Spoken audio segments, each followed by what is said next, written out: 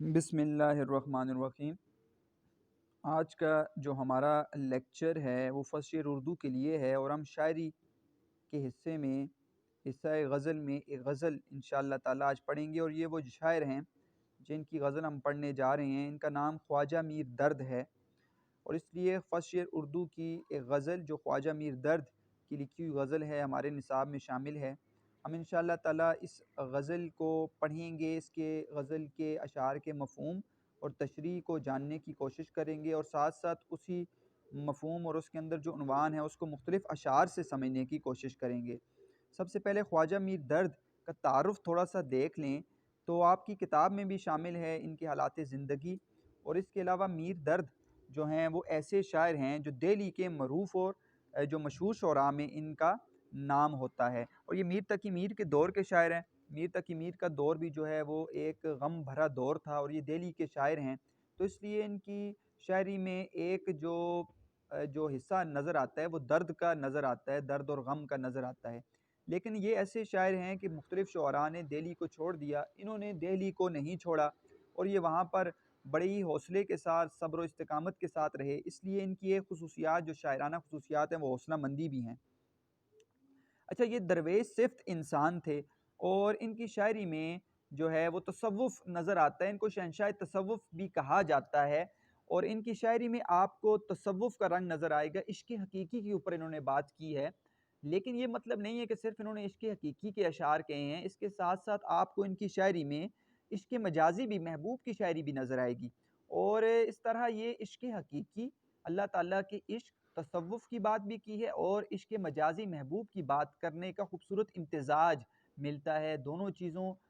جو ہے وہ دونوں چیزیں آپ کو نظر آئیں گی ان کی شاعری کے اندر۔ اب بعض لوگوں کو یہ غلط فہمی ہو جاتی ہے کہ صرف جو ہے وہ تصوف کے شاعر ہیں، حالانکہ ایسا نہیں ہے۔ ان کے بعض اشعار تو ایسے ہیں کہ وہ انسان پڑھتا ہے اور اس کو سمجھنے کی کوشش کرتا ہے، اور اس کو سمجھ نہیں آ رہی ہوتی کہ یہ عشق حقیقی کا شعر ہے یا عشق مجازی کا شعر ہے، تو یہ بھی ان کی خصوصیات میں سے ہیں۔ باقی تصوف کے ساتھ ساتھ تغزل،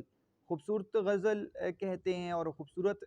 غزل کا رنگ بھی ان کے کلام کو معطر اور منور بنا دیتا ہے، اور نواب جعفر علی خان ان کے بارے میں کہتے ہیں کہ ان کے پاکیزہ کلام کے مطالعے کے لیے پاکیزہ نگاہ درکار ہے۔ ان کی خصوصیات میں سب سے پہلے میں نے آپ کو بتا دیا، تصوف کا رنگ ملتا ہے، اور تصوف میں یاد رکھیے گا دو طرح کے نظریات موجود ہیں، ایک نظریہ ہے وحدت الوجود کا، اور ایک نظریہ ہے وحدت الشہود کا۔ اب وحدت الوجود کا نظریہ یہ ہے جو ابن العربی کا نظریہ تھا کہ پوری کائنات جو ہے وہ اللہ تعالیٰ کی ذات کا حصہ ہے، یعنی ہر چیز جو ہے وہ اللہ تعالیٰ کی ذات کا حصہ ہے۔ یہ ابن العربی کا نظریہ تھا، اس کو وحدت الوجود کہا جاتا ہے۔ لیکن یہ نظریہ ان کا ٹھیک تھا، وہ جس حساب سے دیکھتے تھے، وہ صوفی ایک تھے، اور تصوف کے اعتبار سے انہوں نے نظریہ پیش کیا تھا، لیکن آنے والے لوگوں نے اس نظریے کو غلط رنگ میں ڈھالا، جس کی وجہ سے یہ نظریہ کافی غلط طرف چلا گیا، اور پھر وقت کے آنے والے مجدد الفسانی رحمۃ اللہ تعالیٰ، آپ نے نام سنا ہوگا، انہوں نے اس نظریے کی تبدیلی کی، اور اس نظریے کے برخلاف ایک نظریہ لایا جس کو کہا جاتا ہے وحدت الشہود۔ اب وحدت الشہود کا نظریہ یہ ہے کہ تمام جو چیزیں ہیں وہ مخلوقات ہیں اللہ تعالیٰ کی، اور ان کو دیکھنے سے اللہ تعالیٰ کی یاد آتی ہے، اور اللہ تعالیٰ کی ذات جو ہے وہ سمجھ میں آتی ہے، تو یہ وحدت الشہود کا عقیدہ ہے۔ تو ان کا جو عقیدہ ہے وہ وحدت الوجود کا بھی ہے، جیسے ایک مشہور شعر ہے کہ جگ میں آ کر ادھر ادھر دیکھا، تو ہی نظر آیا جدھر دیکھا، اور اسی طرح ارض و سما کہاں تیری وسعت کو پا سکے، میرا ہی دل ہے وہ کہ جہاں تو سما سکے۔ تو یہ ایسا نظریہ ہے جو وحدت الوجود کا ہے، اور یہ جو ہے ایک خاص نظریہ ہے، لیکن اس کے ساتھ ساتھ وحدت الشہود کا نظریہ بھی آپ کو ان کے کلام میں نظر آئے گا۔ سادگی اور سلاست جو ہے وہ بہت جو ہے خاص خصوصیت میں شامل ہے کسی بھی شاعر کی، تو سادگی اور سلاست جو ہے ان کی خصوصیات میں شامل ہے، جیسے کہ یہ شعر آپ کو نظر آ رہا ہوگا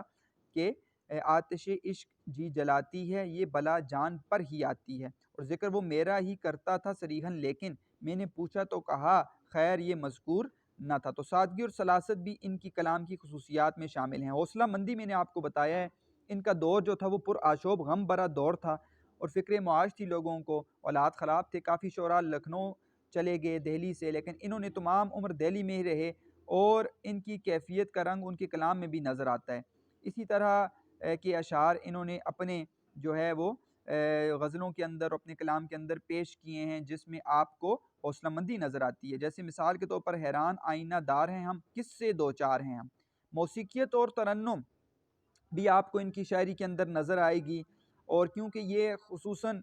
جو ہے موسیقی کی خاص دونوں پر ان کا کلام پورا اترتا ہے، کیونکہ یہ ایک مزاج صوفی شاعر تو تھے لیکن فنون لطیفہ سے بھی آشنا تھے، موسیقی سے بھی ان کو گہرا لگاؤ تھا. تو اس اعتبار سے موسیقیت اور ترنم بھی ان کے کلام کا خوبصورت حصہ ہے. جیسے قتل عاشق کسی معشوق سے کچھ دور نہ تھا، پر تیرے عہد کے آگے تو یہ دستور نہ تھا. بے ثباتی حیات، زندگی کا ختم ہونا، اور زندگی جو ہے وہ ابدی اور دائمی نہیں ہے بلکہ اصل زندگی موت کے بعد شروع ہونی ہے. اس کے اوپر بھی شعر انہوں نے کہا ہے. جیسے کہ مثال کے طور پر درد کچھ معلوم بھی ہے، یہ لوگ کس طرف سے آئے تھے کدھر چلے. امتزاج مجاز اور حقیقت، عشق مجازی اور حقیقت دونوں کا امتزاج نظر آئے گا. ٹھیک ہے، تو ان کے کلام میں عشق مجازی بھی ہے اور عشق حقیقی بھی ہے، اور دونوں ملے ہوئے ہیں. انسان کو یہ نہیں پتہ چلتا، فیصلہ کرنا مشکل ہو جاتا ہے کہ محبوب حقیقی سے ہم کلام ہے یا محبوب مجازی سے. جیسے مثال کے طور پر کہ اپنے ملنے سے منع مت کر، اس میں بے اختیار ہیں ہم لوگ. تو اس طرح کی انہوں نے، جیسے ایک اور ہے، جی کی جی میں رہی بات نہ ہونے پائی، حیف ہے افسوس ہے ان سے ملاقات نہ ہونے پائی. تو امتزاج مجاز و حقیقت دونوں شامل ہیں. اس طرح سوز و گداز، غم دور ہی ایسا تھا تو غم بھی ان کی نمایاں خصوصیات میں شامل ہیں. ان کی شاعری سادگی اور حقیقت نگاری کی وجہ سے سوز و گداز کا جو ہے وہ مرقع ہے. جیسے زندگی ہے یا کوئی طوفان ہے، ہم تو اس جینے کے ہاتھوں مر چلے. وحدت الوجود ان کی خصوصیات میں شامل ہے، لیکن وحدت الشہود بھی شامل ہے. تو میں نے آپ کو بتا دیا وحدت الوجود کا عقیدہ بھی ان کا خاص عقیدہ تھا، یہ وحدت الوجود کے قائل تھے. تو اسی طرح کے شعر انہوں نے کہے ہیں، جیسے بیگانہ گر نظر پڑے تو آشنا کو دیکھ، بندہ گر آوے سامنے تو بھی خدا کو دیکھ. تو ایسے اشعار انہوں نے کہے ہیں. غزل کا رنگ، غزل تصوف کا گلاب تو ایک طرف ان کی شاعری میں مہک رہا ہے، لیکن دوسری طرف رنگ تغزل پورے گلشن کو مہکا جاتی ہے. اور انہوں نے محبوب سے ناراضگی کا احساس ہو، شام غم کی کیفیات ہوں، انہوں نے پیش کی ہیں. جیسے مثال کے طور پر یہ دیکھیں، رات مجلس میں تیرے حسن کے شعلے کے حضور، شمع کے منہ پر جو دیکھا تو کہیں نور نہ تھا. اور میر درد کے بارے میں مختلف نقاد جو ہے اپنی آراء پیش کرتے ہیں. تو کہتے ہیں، میر حسن کہتے ہیں کہ درد آسمان سخن کے خورشید ہیں. اور مرزا علی لطف گلشن ہند میں لکھتے ہیں، اگرچہ دیوان درد بہت مختصر ہے لیکن سراپا درد و اثر رکھتا ہے. تو مختصر دیوان انہوں نے لکھا ہے، لیکن ان کے دیوان میں ہمیں وہ بہت کچھ مل جاتا ہے. اس کے علاوہ بقول رام بابو سکسینہ کہتے ہیں کہ درد کی غزلیں زبان کی سادگی اور صفائی میں میر کے کلام جیسا مزہ دیتی ہیں. تو یہ خصوصیات ہیں جو ان کی شاعری میں آپ کو نظر آتی ہیں. اب ہم جاتے ہیں اس غزل کی طرف جو ہماری نصاب کا حصہ ہے. تو ہم دیکھتے ہیں کہ اس غزل کے اندر کل کتنے اشعار ہیں. تو ہمیں 7 اشعار نظر آ رہے ہیں جو ان کی جو ہے وہ غزل کا حصہ ہے، اور بڑی ہی خوبصورت غزل ہے یہ. اور آپ دیکھ رہے ہوں گے کہ اس غزل کے اندر قوافی اور ردیف کون سے استعمال ہوئے ہیں. تو قوافی اور ردیف میں دیکھیں تو ان کی غزل میں دور، دستور، نور، مذکور، مقدور، ناصور، چور اور منظور، یہ ان کی غزل میں قوافی استعمال ہوئے ہیں. جبکہ نہ تھا، آپ کو نظر آ رہا ہوگا، نہ تھا یہ ان کی غزل میں بطور ردیف شامل ہوا ہے. تو اب ہم پہلے پوری غزل کو دیکھتے ہیں. اس کے علاوہ بھی غزل میں بہت سی تراکیب بھی آپ کو نظر آ رہی ہوں گی، مختلف تراکیب بھی استعمال ہوئی ہیں. اور ساتھ ساتھ علم بیان، علم بدیہی کو بھی تلاش کریں، وہ بھی ان کی غزل میں خصوصیات، غزل کی خصوصیات میں اور شاعرانہ خصوصیات میں شامل ہیں. تو ہم پہلے سب پوری غزل کو پڑھتے ہیں اور پھر اس غزل کی ہر شعر کے اوپر ہم بات کریں گے. تو پہلے جو غزل کا مطلع ہے وہ ہے کہ قتل عاشق کسی معشوق سے کچھ دور نہ تھا، پر تیرے عہد سے آگے تو یہ دستور نہ تھا. رات مجلس میں تیرے حسن کے شعلے کے حضور، شمع کے منہ پر جو دیکھا تو کہیں نور نہ تھا. ذکر میرا ہی وہ کرتا تھا صریحاً، لیکن میں نے پوچھا تو کہا خیر یہ مذکور نہ تھا. باوجود کہ پر و بال نہ تھے آدم کے، وہاں پہنچا کہ فرشتے کا بھی مقدور نہ تھا. پرورش غم کی تیرے یاں تھی تو کی دیکھا، کوئی بھی داغ تھا سینے میں کہ ناسور نہ تھا، محتسب آج تو میں خانے میں تیرے ہاتھوں،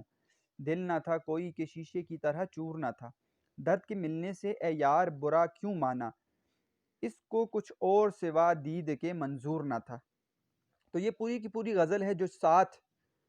جو ہے وہ اشعار پر شامل ہے، اور ہم مشکل الفاظ یہاں پر دیکھ لیتے ہیں تو سب سے پہلا جو مشکل دستور قانون کو کہتے ہیں، عہد دور کو کہتے ہیں۔ اسی طرح یہاں پر دوسرے شعر کے اندر حضور کہتے ہیں سامنے، نور روشنی، تیسرے شعر کے اندر صریحاً وضاحت کے ساتھ، مذکور یعنی ذکر جس کا کیا جائے وہ مذکور ہوتا ہے۔ اس کے علاوہ اگلے شعر میں دیکھیں پرو بال، بال پر اور بال پر کو کہا جاتا ہے، مقدور طاقت کو کہا جاتا ہے۔ پھر اگلے شعر میں یہاں تی کا مطلب ہے یہاں تک، اور دا کا مطلب غم ہے، ناسور ایسا زخم جو لا علاج ہو جائے، جیسے کینسر وغیرہ کا زخم ہوتا ہے،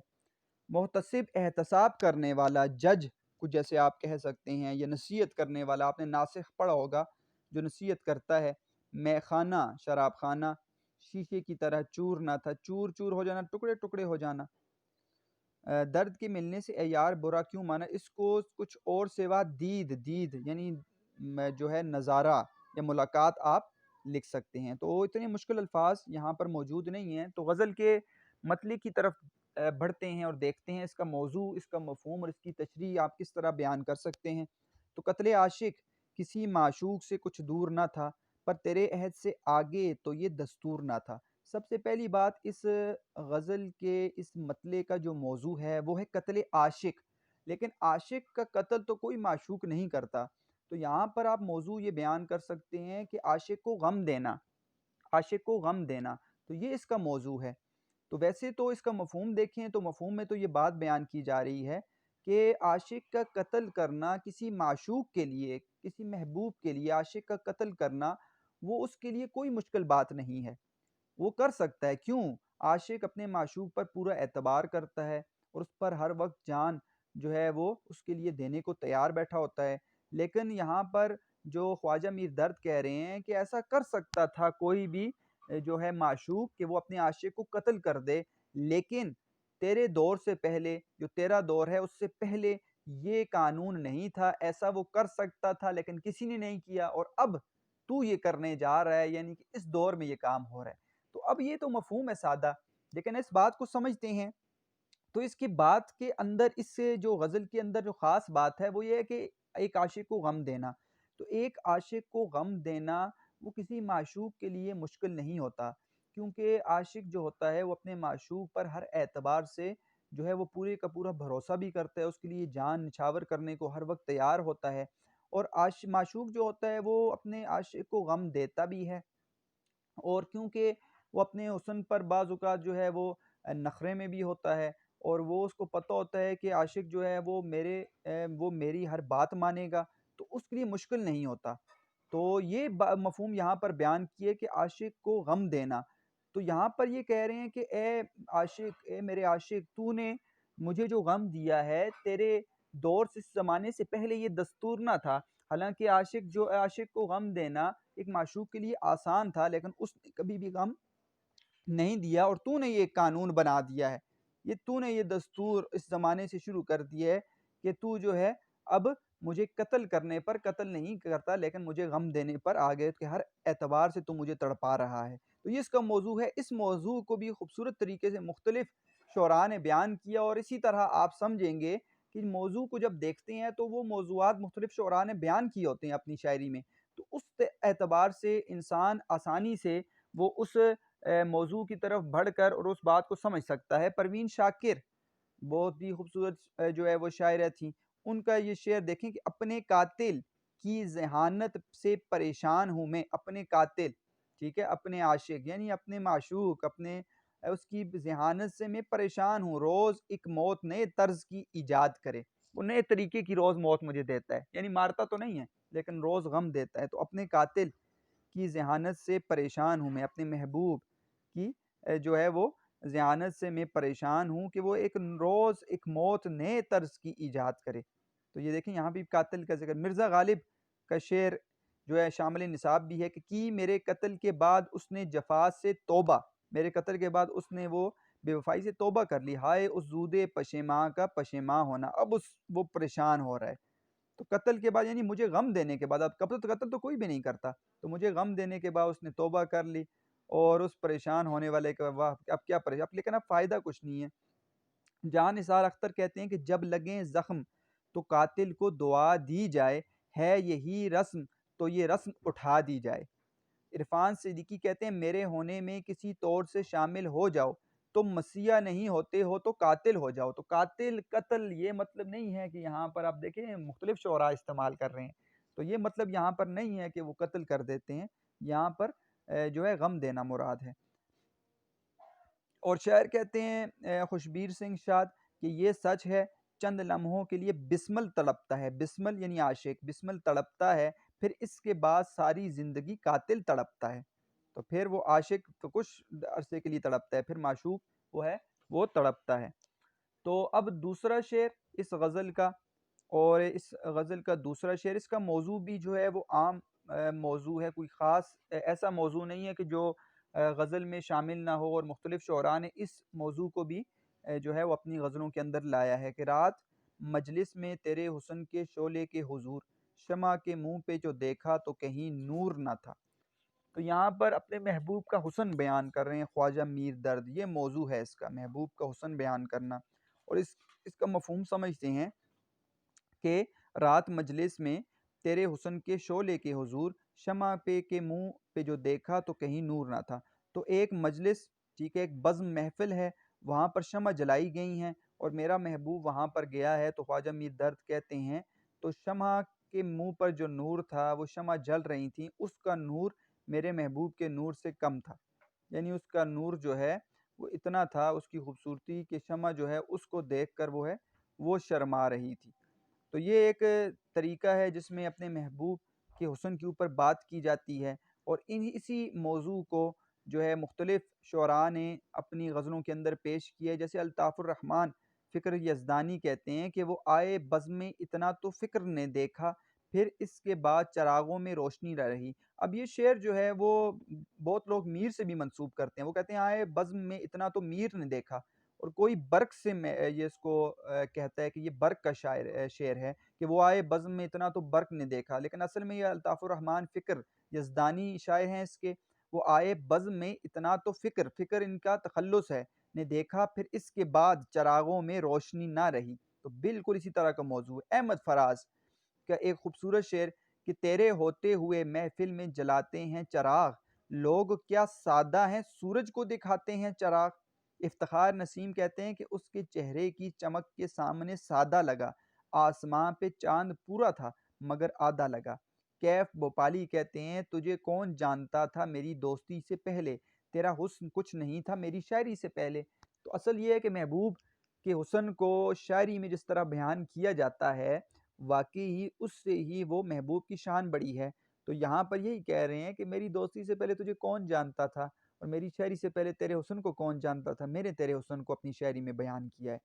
اور سعید لدھیانوی کہتے ہیں کہ تم حسن کی خود ایک دنیا ہو، شاید یہ تمہیں معلوم نہیں، محفل میں تمہارے آنے سے ہر چیز پہ نور آ جاتا ہے۔ کیف بھوپالی کہتے ہیں تیرا چہرہ کتنا سہانا لگتا ہے، تیرے آگے چاند پرانا لگتا ہے۔ تو یہ محبوب کا حسن،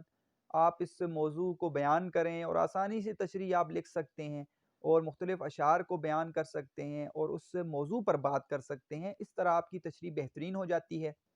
اور پھر فنی اور فکری اعتبار دونوں اعتبار سے آپ تشریح کو بیان کیا کریں۔ تیسرا شعر دیکھتے ہیں کہ ذکر میرا ہی وہ کرتا تھا صریحاً، لیکن میں نے پوچھا تو کہا خیر یہ مذکور نہ تھا۔ اب محبوب کا انجان بن جانا، ٹھیک ہے، وہ جان بوجھ کر ایسا کرتا ہے، یا پھر دوسرا آپ ادب کا بھی تقاضا سمجھ سکتے ہیں۔ تو دو موضوعات ہیں، یا تو یہ ہے کہ محبوب جو ہے وہ انجان بنا ہوتا ہے، ٹھیک ہے، وہ محبت کرتا ہے، وہ اس کے بارے میں بات کرتا ہے اپنے عاشق کے بارے میں، لیکن جب کوئی اس کا تذکرہ اس کے سامنے آتا ہے تو کہتا ہے میں یہ بات ہی تمہارے بارے میں نہیں کر رہا تھا بلکہ کسی اور کے بارے میں کر رہا تھا۔ تو محبوب جو بعض اوقات وہ انجان بن جاتا ہے، ٹھیک ہے، اور جان بوجھ کر ایسا کرتا ہے۔ یا پھر دوسرا موضوع یہ ہے کہ محبوب جو ہے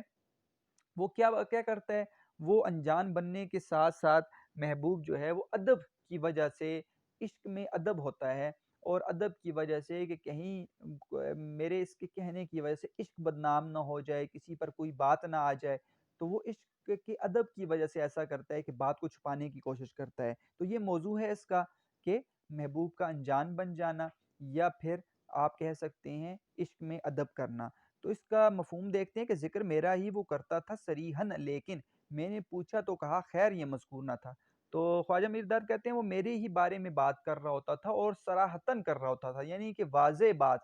عام طور پر ایسی بات جو کنایتاً الفاظ میں کی جائے ویسی بات نہیں تھی، بلکہ صراحتاً میرا نام لے کے میرا ذکر کر رہا ہوتا تھا لوگوں کے سامنے۔ اور میں نے جب پوچھا کہ میرے بارے میں تم کہہ رہے ہو اور میرے بارے میں تم تذکرہ کر رہے ہو، تو مجھے خوشی ہوئی، محسوس ہوا کہ مجھ سے اتنی محبت کرتا ہے جتنا میں کرتا ہوں۔ لیکن میں نے پوچھا تو کہا خیر یہ مذکور نہ تھا۔ جب میں نے یہ بات کی تو کہنے لگا کہ نہیں میں تمہارے بارے میں بات نہیں کر رہا تھا، بلکہ میں تو کچھ اور بات کر رہا تھا، تو میں ذکر تمہارا نہیں کر رہا تھا۔ تو اسی طرح کا جو عنوان آپ دیکھیں گے، موضوعات دیکھیں گے، وہ آپ کو نظر آئے گا مختلف اشعار کے اندر کہ خلوت میں چومتا ہے، اکیلے میں چومتا ہے میرے نام کے حروف، محفل میں میری سمت کبھی دیکھتا نہیں، میری طرف وہ محفل میں نہیں دیکھتا، لیکن اکیلا ہوتا ہے تو میرے نام کے حروف بھی چومتا ہے۔ اور احمد فراز کی بہت ہی خوبصورت غزل ہے، اس تمام غزل کو ہم پڑھتے ہیں کہ تیرے قریب آ کے بڑی الجھنوں میں ہوں، تیرے قریب آ کے بڑی الجھنوں میں ہوں، میں دشمن میں ہوں کہ تیرے دوستوں میں ہوں، مجھ سے گریز پا ہے تو ہر راستہ بدل، میں سنگ راہ ہوں تو سبھی راستوں میں ہوں، تو آ چکا ہے سطح پہ کب سے خبر نہیں، بے درد میں بھی ابھی انہی گہرائیوں میں ہوں، اے یار خوش دیار تجھے کیا خبر کہ میں کب سے اداسیوں کے گھنے جنگلوں میں ہوں،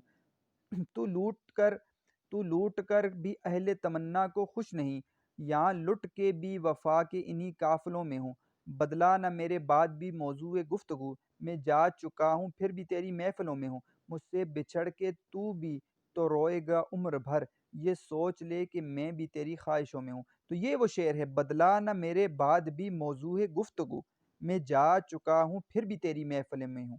تو یہ شعر ہے جو اسی طرح کا موضوع رکھتا ہے کہ میرے بعد بھی تیرا موضوع گفتگو نہ بدلا، میں چلا گیا ہوں لیکن پھر بھی تیری محفل میں موجود ہوں۔ اگلا شعر دیکھتے ہیں خواجہ میر درد کا۔ اس کا موضوع کیا ہے کہ باوجود کہ پر و بال نہ تھے آدم کے، وہاں پہنچا کہ فرشتے کا بھی مقدور نہ تھا، مقدور طاقت کو کہتے ہیں۔ کہتے ہیں کہ اس کے باوجود کہ آدم کے پر اور باب یعنی کہ اس کے پر نہیں تھے، وہ اڑ کے نہیں جا سکتا تھا، وہ آسمانوں کی سیر نہیں کر سکتا تھا، لیکن وہاں تک بھی پہنچ گیا جہاں تک فرشتے کی طاقت نہیں تھی۔ اب دیکھیں اس کے اندر تو ایک طرف تو اشارہ کیا جا رہا ہے معراج، واقعہ معراج کی طرف، سند تلمیح کے طور پر آپ اس کو ذکر کر سکتے ہیں، ٹھیک ہے، کیونکہ نبی علیہ السلام جو واقعہ معراج کے اندر ایک مقام ایسا آیا کہ حضرت جبرائیل علیہ السلام رک کے اور کہا یہاں سے آگے میرے پر جلے جائیں گے اور میں یہاں سے آگے نہیں جا سکتا، تو وہاں سے آگے بھی جو ہے وہ نبی علیہ السلام گئے اور وہ اللہ تعالیٰ کے بالکل قریب گئے، اور آپ نے جنت کو دیکھا، آپ نے دوزخ کو دیکھا، وہ سارا واقعہ معراج کے اندر موجود ہے۔ اور اس کے علاوہ جو ایک عام بات ہے، یہ خاص بات ہے، لیکن جو عام بات ہے وہ یہ ہے کہ عظمت انسان اس کا موضوع ہے، کہ انسان کی عظمت کو بیان کرنا ہے کہ انسان کی عظمت فرشتے سے بڑھ کر ہے، ٹھیک ہے، وہ تو خاص ہے، نبی علیہ السلام کے ساتھ خاص ہو گئی، انبیاء جو ہیں وہ جو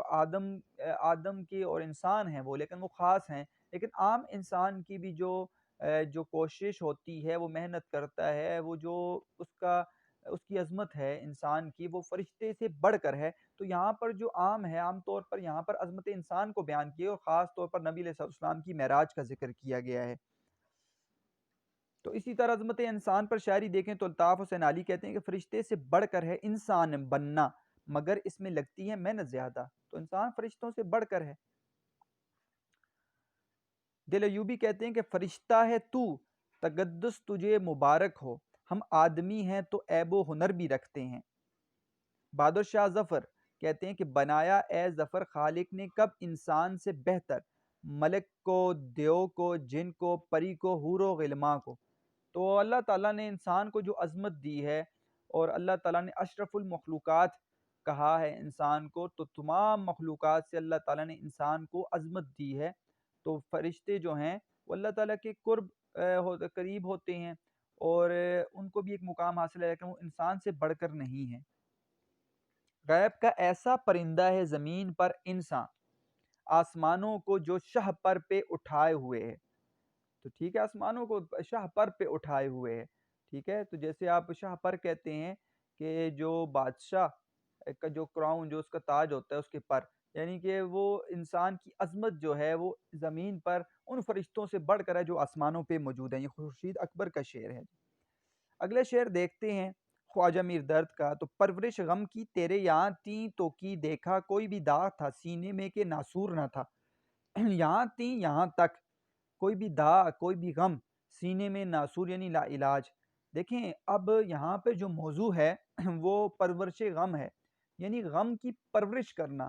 اب عاشق جو ہوتا ہے اپنے معشوق کے لگائے گئے زخموں کو پالتا رہتا ہے، اس کے غم کو برداشت کرتا رہتا ہے۔ باقی تمام غم جو ہوتے ہیں وہ انسان سے برداشت نہیں ہوتے، لیکن یہ ایسا غم ہے کہ جو عاشق کو معشوق دیتا ہے تو وہ انسان وہ غم سہتا رہتا ہے اور سہتا رہتا ہے، لیکن ایک وقت ایسا آتا ہے اس کی زندگی میں کہ اس کو یہ پتہ چلتا ہے کہ اسی غم کی وجہ سے میں اپنی زندگی کو ختم کرنے والا ہوں، اب میرے اندر وہ سکت وہ طاقت باقی نہیں رہی۔ تو یہ بات یہاں پر خواجہ میر درد کر رہے ہیں کہ پرورش غم کی تیرے یہاں تھی تو کی دیکھا، کہ میں نے اپنے غم کی، جو تو نے مجھے غم دیا تھا، میں اس کو پالتا رہا، یہاں تک کہ میں نے دیکھا کہ کوئی بھی تیرا غم دیا ہوا ایسا نہیں تھا کہ جو لا علاج نہ ہو گیا ہو، اور اب اس کے بعد جو ہے مجھ میں سکت اور مجھ میں طاقت باقی نہیں رہی۔ اور ایک وقت تھا کہ میں غم کو پالتا رہا ہوں، حالانکہ اور جو غم تھے وہ میں نہ پالتا، لیکن یہ جو غم ہے محبوب کا دیا ہوا، اس میں بھی انسان کو اس وقت احساس نہیں ہوتا، لیکن وہ انسان جو ہے اس غم کو پالتا رہتا ہے۔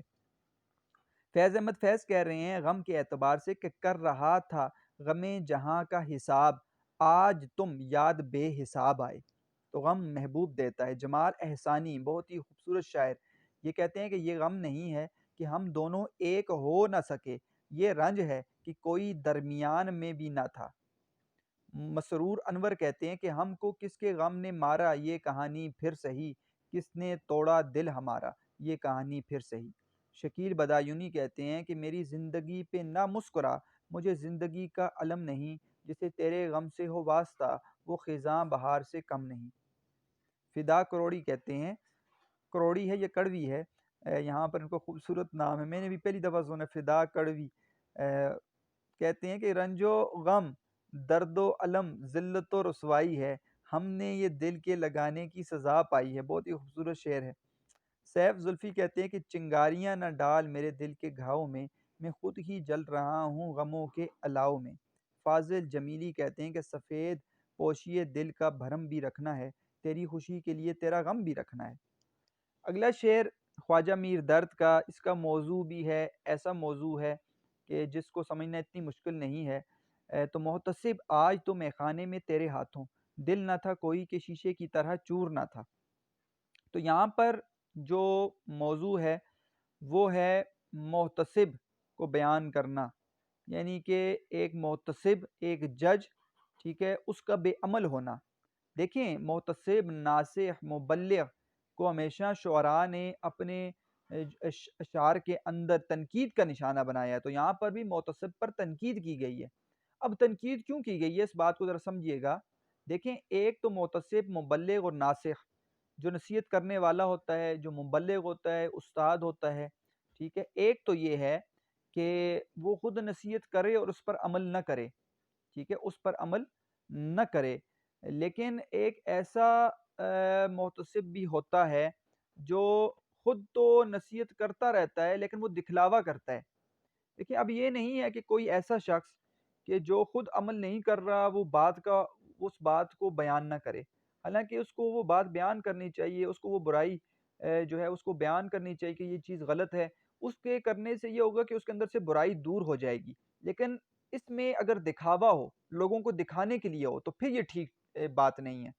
تو ایک وہ بندہ جو خود عمل نہیں کر رہا لیکن نیکی کی تلقین کر سکتا ہے، لیکن نیت یہ ہو کہ اللہ تعالیٰ مجھ سے یہ برائی دور کر دیں، لیکن ایسا بندہ جو نیکی کی تلقین کر رہا ہو اور وہ لوگوں کو دکھانے کے لیے کر رہا ہو اور خود وہ کام وہ کرتا ہو، تو پھر یہ بات ٹھیک نہیں ہے۔ تو یہاں پر جو تنقید کی گئی ہے ایسے لوگوں پر نہیں کی گئی کہ جو بے عمل ہیں اور عمل کی دعوت دے رہے ہیں اور وہ عمل کی دعوت نہ دیں، ایسی بات نہیں ہے، جبکہ یہ ان لوگوں پر تنقید ہے جو خود تو بے عمل ہیں، جو خود تو ہیں بے عمل ہیں لیکن عمل کی دعوت اس لیے دے رہے ہیں کہ لوگ مجھے اچھا کہیں۔ تو محتسب آج تو میخانے میں تیرے ہاتھوں، دل نہ تھا کوئی کی شیشے کی طرح چور نہ تھا۔ موضوع جو ہے وہ ہم سمجھ گئے کیا ہے، لیکن دیکھیں مفہوم یا تشریح کے اندر یہ نہیں ہوتا کہ محتسب کوئی ہے وہ شراب خانے میں گیا ہے اور اس نے جا کر وہاں پر جو ہے دل توڑ دیے اور جو ہے وہ وہاں پہ شراب کے پیالے توڑ دیے ہیں۔ موضوع میں لانے کے لیے آپ مجازی معنوں کی طرف جایا کریں، حقیقی معنوں کی طرف نہ جایا کریں۔ لوگ اکثر جو ہیں وہ حقیقی معنی کو بیان کر دیتے ہیں۔ تو محتسب آج تو میخانے میں تیرے ہاتھوں، کہ اے محتسب، محتسب جو جج ہے، ٹھیک ہے، جو عمل جو ہے وہ دعوت دے رہے ہے کہ تم شراب نہ پیو، تو کہتا ہے کہ میں نے محتسب کو دیکھا، وہ میخانے میں آیا، شراب خانے میں آیا، ٹھیک ہے، اس نے آ کر شراب کے پیالے توڑ دیے، اس نے کہا شراب پینا حرام ہے، لیکن جیسے ہی لوگ نکلے تو خود وہ شراب پیتا ہے، خود وہ شراب کا عادی ہے۔ تو لوگوں کے دل جو ہیں وہ ٹوٹ گئے، وہ اس لیے ٹوٹے کہ محتسب خود تو شراب کے پیالے توڑ رہا ہے لیکن خود وہ اس چیز کا عادی ہے، تو یہ دل ٹوٹنا ہے۔ ایسا بندہ جو دکھلاوے کے لیے کر رہا ہے اور جب وہ بندہ اسے دیکھتا ہے کہ اس نے تو جو ہے نیکی کا عمل کی دعوت دی ہے لیکن یہ دکھلاوے کے لیے کر رہا ہے، تو پھر اس کا دل ٹوٹ جاتا ہے۔ تو ایسا بندہ جو دعوت دے، جو جج ہو، جو انصاف نہ کرے، ٹھیک ہے، اور ایسا مبلغ جو تبلیغ کر رہا ہے اور ایسا ناصح جو نصیحت کر رہا ہے، تو وہ اگر اس لحاظ سے اگر عمل کی دعوت دیتا ہے کہ وہ خود اس برائی سے دور ہو جائے گا اور اللہ تعالیٰ اس سے یہ برائی دور کریں، پھر تو ٹھیک ہے، لیکن اگر وہ صرف دکھلانے کے لیے کر رہا ہے تو پھر لازمی بات ہے لوگوں کے دل ٹوٹیں گے کیونکہ وہ خود بے عمل ہے۔ تو اسی طرح کے اشعار جو ہیں مختلف شعراء نے جو ہیں وہ بیان کیے کہ ناصح تجھے آتے نہیں آداب نصیحت، ہر لفظ تیرا دل میں چبن چھوڑ رہا ہے۔ تو نصیحت کرنے والے بعض اوقات عجیب طریقے سے نصیحت کر رہتے ہیں اور دکھلاوا ہوتا ہے تو وہ دل میں جو ہے نا وہ غم پیدا کر دیتی ہے وہ بات۔ مرزا غالب کہتے ہیں یہ کہاں کی دوستی ہے کہ بنے ہیں دوست ناصح، کوئی چارہ ساز ہوتا کوئی غم گسار ہوتا۔ تو دوست نصیحت کرنے والے بن جاتے ہیں اور نصیحت کرنے والا خود عمل نہیں کرتے۔ تو کوئی ایسا بندہ ہو جو دل سے بات کرے، جو میرے جو ہے غم کو دور کرے، جو میرے جو ہے حالات کو ٹھیک کرے، تو مجھے ناصحوں کی ضرورت نہیں ہے۔ حبیب موسوی کہتے ہیں کیا ہوا ویراں کیا گر محتسب نے میں قدا، جمع پھر کل شام تک ہر ایک شے ہو جائے گی۔ تو محتسب نے بیان کر دیا کل پھر ہو جائے گی۔ تو محتسب اگر ٹھیک ہو، احتساب کرنے والا، جج انصاف کرنے والا، مبلغ ٹھیک ہو، دائی ٹھیک ہو، ناصح ٹھیک ہو، تو بڑا فائدہ ہوتا ہے۔ لیکن جب وہ ظاہری طور پر لوگوں کو دکھانے کے لیے کر رہا ہو تو پھر نقصان ہوتا ہے، پھر لوگ اس سے دور بھاگ جاتے ہیں۔ نہ سراج لکھنوی کہتے ہیں کہ نہ محتسب کی خوش آمد، نہ میں کدے کا طواف، خودی میں مست ہوں اپنی بہار میں گم ہوں۔ تو اسی لیے لوگ پھر محتسب سے دور بھاگتے ہیں اور پھر اس کے قریب نہیں آتے، اور جو نصیحت کرنے والا ہوتا ہے اس کے قریب نہیں آتے۔ اس اسی کا شہر، اسی کا شہر وہی محتسب وہی قاتل، ہمیں یقین تھا ہمارا قصور نکلے گا۔ تو یہاں پر بھی محتسب کو شعر کے اندر استعمال کیا ہے کہ اسی کا شہر وہی محتسب، جج بھی وہی ہے، اسی کا شعر ہے، قاتل بھی وہی ہے، ہمیں یقین تھا ہمارا قصور نکلے گا۔ تو پھر لازمی بات ہے قصور تو ہمارا ہی نکلے گا۔ تو یہاں پر اس غزل کا مقطع دیکھیں، اس میں غزل کے مقطع میں درد نے اپنا تخلص بھی لایا ہے کہ درد کے ملنے سے اے یار برا کیوں مانا، اس کو کچھ اور سوا دید کے منظور نہ تھا۔ ٹھیک ہے، تو درد کہہ رہا ہے یہاں پر موضوع ہے محبوب سے ملاقات، ٹھیک ہے، محبوب کو دیکھنا، تو یہ اس کا موضوع ہے کہ درد کے ملنے سے تم برا کیوں مانتے ہو۔ تو میں نے ملاقات تو صرف اس لیے کر رہا ہوں کہ مجھے صرف تمہارا نظارہ چاہیے، میں تمہیں صرف دیکھنا چاہتا ہوں اور ملاقات سے مجھے خوشی ہوتی ہے، اور تم اس چیز کو برا نہ مانو۔ تو یہ اس جو ہے وہ شعر کا موضوع ہے۔ یہ تو ایسا موضوع ہے جس کو بہت زیادہ شعراء نے اپنے اشعار میں بیان کیا۔ ملاقات کو بشیر بدر کہتے ہیں کہ نہ جی بھر کے دیکھا نہ کچھ بات کی، بڑی آرزو تھی ملاقات کی۔ تو ملاقات، وصل، ٹھیک ہے، اس کو بہت زیادہ ہجر اور وصل اس کو بہت زیادہ بیان کیا گیا ہے، جدائی اور ملاقات کو جو ہے غزل کے اندر۔ شکیل بدایونی کہتے ہیں کیسے کہہ دوں کہ ملاقات نہیں ہوتی ہے، روز ملتے ہیں مگر بات نہیں ہوتی ہے۔ تو انسان جب آتا ہے ملاقات کے لیے تو اس کے دل میں خواہشات ہوتی ہیں کہ میں یہ بات کروں گا، میں یہ بات کروں گا، لیکن جیسے ہی محبوب کو دیکھتا ہے تو تمام باتیں بھول جاتا ہے۔ تو یہ بھی موضوع رہا ہے غزل کے اندر۔ حفیظ جالندری ہمارے جو ہے وہ ترانے کے خالق کہتے ہیں کہ یہ ملاقات ملاقات نہیں ہوتی ہے، بات ہوتی ہے مگر بات نہیں ہوتی۔ اور میرا اپنا شعر میں نے یہ لکھا کہ وہ تو مجھے سحر و شام ملتا تھا مگر نہ پھر بھی آرام ملتا تھا۔ تو یہ غزل تھی خواجہ میر درد کی، اور مجھے یقین ہے کہ اس غزل کی پڑھنے کے بعد، اس کو سننے کے بعد آپ کو انشاءاللہ تعالی غزل کے موضوعات، جس کے اندر جو باتیں ہیں وہ ساری کی ساری سمجھ آئی ہوں گی۔ آپ آسانی سے تشریح اس وقت کر سکتے ہیں جب آپ کسی بھی غزل کے شعر کا موضوع تلاش کریں۔ دیکھیں نظم کو پڑھنا آسان ہوتا ہے کیونکہ اس کا موضوع اوپر دے دیا جاتا ہے۔ اگر وہ حمد ہے تو حمد کے اشعار ہوں گے، نعت ہے تو نعت کے اشعار ہوں گے۔ اب مثال کے طور پر امید نظم ہم نے پڑھی تو اس کے اندر امید کوئی بیان کیا گیا تھا تو ایک ہی موضوع چلتا ہے۔ اب غزل کے ہر شعر کے اندر ایک علیحدہ موضوع ہوتا ہے، تو جب آپ اس کے موضوع کو تلاش کر لیں، اس کے عنوان کو تلاش کر لیں کہ اس کا کیا عنوان ہم بنا سکتے ہیں یا اس کا کیا موضوع ہوگا، تو پھر آپ اس موضوع کو مختلف طریقوں سے ادا کر سکتے ہیں اسی شعر کی روشنی میں۔ اسی شعر کی بات کرنی ہوتی ہے لیکن مختلف طریقے سے آپ ادا کر سکتے ہیں۔ جیسے کہ پہلے شعر میں بتا دیا کہ عاشق پر ظلم کرنا اور معشوق کا جو ظلم ہوتا ہے وہ اس کا موضوع، تو اس کو آپ آسانی سے بیان کر سکتے ہیں۔ غم کا موضوع لایا ہے اس کے اندر، عظمت انسان کا لایا ہے، محبوب کی ملاقات لائی ہے، تو یہ موضوعات ہیں جو اس غزل کے اندر آپ کو نظر آئیں گے۔